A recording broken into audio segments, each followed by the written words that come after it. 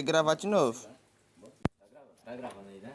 Nós iremos falar sobre Gregório de Matos. Ele nasceu em 1633 em Salvador, Bahia.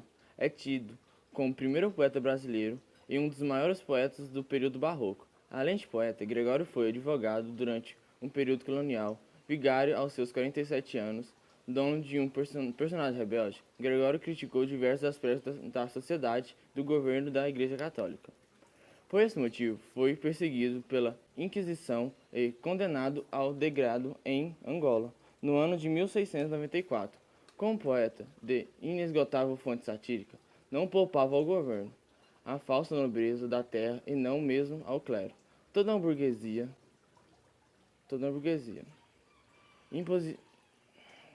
Dá uma pausa para cortar.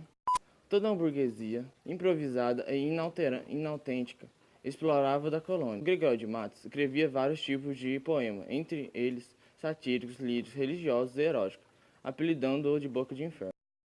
Então, falando sobre as características do barroco, o barroco ele tem uma linguagem bem provocadora e rebelde.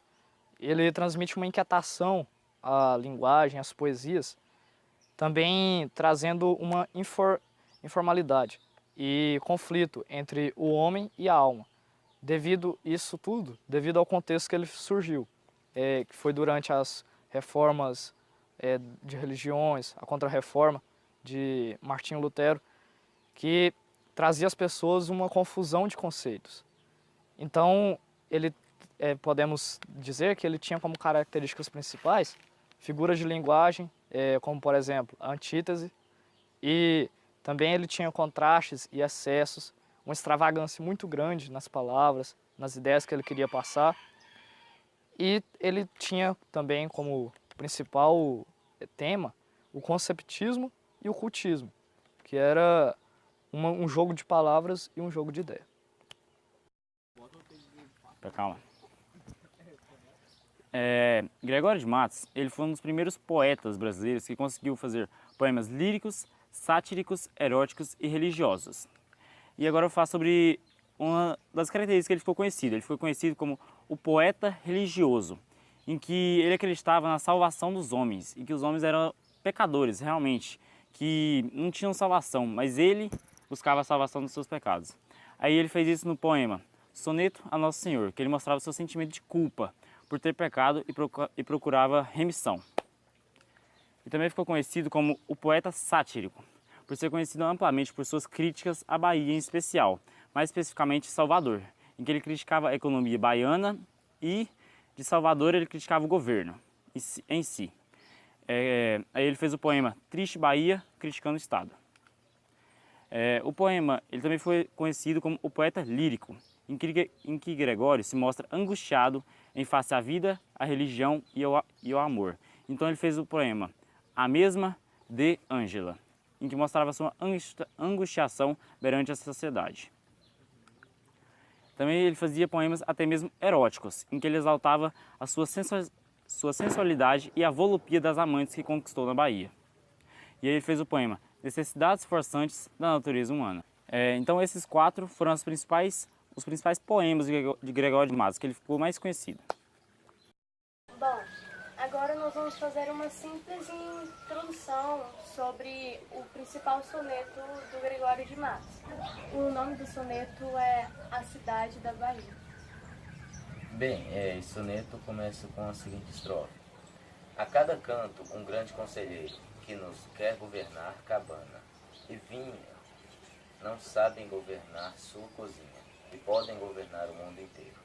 Nessa primeira estrofe, já podemos perceber grandes críticas do autor, onde ele descreve a ambição do homem de dominar o mundo inteiro, né? Como diz a frase, não sabem governar sua cozinha e podem governar o mundo inteiro.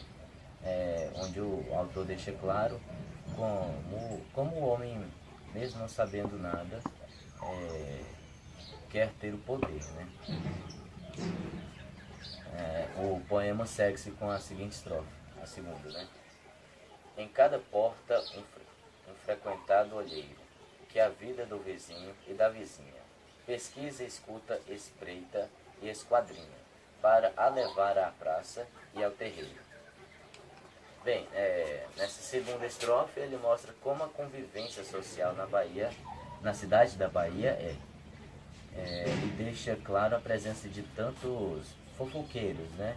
Pessoas que ficam intrometendo na vida alheia, como na oração, em cada porta um frequentado olheiro, ou seja, são vários. E na próxima estrofe temos: muitos mulatos desavergonhados, trazidos pelos pés, os homens nobres, posta nas palmas toda a picardia. Neste estrofe, nós podemos ver que o autor ele evidencia a visão erudita sobre o negro, o mulato, em que as pessoas ricas veem essa etnia como desavergonhados, como se essas pessoas tivessem culpa de serem o que são, e assim caracterizando essa etnia como uma que tem comportamentos fora dos padrões, como na última palavra da estrofe, picardia, que significa comportamentos fora dos padrões. Já na última estrofe, começa assim: estupendas usuras nos mercados, todos os que não furtam, muito pobres, e eis aqui a cidade da Bahia. Nessa última estrofe, percebe-se a crítica intensa do autor sobre o rico, que, por exemplo, na oração, todos os que não furtam, muito pobres. E assim ele mostra como os ricos são capazes de roubar e ainda julgar e desvalorizar o pobre por não fazer o mesmo. E dessa forma ele finaliza o soneto com essa crítica, com essa visão crítica da Bahia. E bom, por meio desse poema é destacado várias características do período que ele foi descrito, que é o período barroco. Neste período, a linguagem dos textos, ela reflete elementos rebuscados e quase sempre extravagantes, onde são valorizados os detalhes em um jogo de contrastes. E, bom, o período barroco, ele contém estilos variados, que são bem destacados nesse texto, no quais são o cultismo e o conceptismo. O cultismo, ele se caracteriza pelo jogo de palavras, com um vocabulário formal e bem rebuscado, e com um emprego frequente de figuras de linguagem. Como um exemplo desse cultismo, nós temos essa estrofe: a cada canto um grande conselheiro que nos quer governar cabana e vinha, mas não sabem governar sua cozinha, e podem governar o mundo inteiro. Nessa estrofe, o autor ele faz um jogo de palavras com a palavra governar, vinha e cozinha, causando uma maior ênfase na sua ideia. Já o conceptismo, como dito, é o jogo de ideias, estando presente nele o raciocínio e o pensamento lógico. Nesse soneto é percebido o jogo de várias ideias do autor, onde cada estrofe contém uma ideia que envolve a ideia principal do autor, que no caso desse soneto é mostrar como o rico estava acima do pobre, o rico ambicioso que desvalorizava o pobre e o negro, inclusive, né? E a partir desse soneto podemos ver traços do barroco, como era a sociedade baiana, de acordo com a visão do autor, né? E como eram os baianos, né?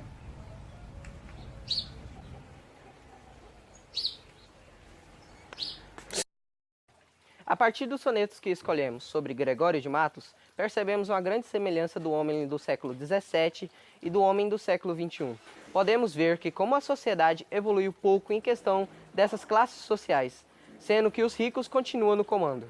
Ricos esses que desvalorizam os pobres, desvalorizam os negros. Podemos ver que com a vida da sociedade sobre o outro não mudou tanto. Já depois de tantas décadas, o ser humano ainda olha para o pobre, pessoas de etnias diferentes da sua, classes inferiores. E também podemos perceber outras características desse poema de se ver muito em nossa sociedade atual. A política, pois aos anos passaram o governo continua com a imagem corrupta de pessoas ambiciosas que querem o poder. Perante a isso, podemos perceber que tem coisas na nossa sociedade que não mudam. E na sociedade atual seria muito bom se tivéssemos alguém como Gregório de Matos para retratar todas as críticas sobre a sociedade. E esse foi o nosso trabalho sobre o autor Gregório de Matos. Now the world don't move to the beat of just one drum. What might be right for you may not be right for some. A man is born, he's a man of means. Then along come two, they got nothing but the genes. They got different strokes it takes, different strokes it takes, different strokes to move the world. Different strokes it takes, different strokes.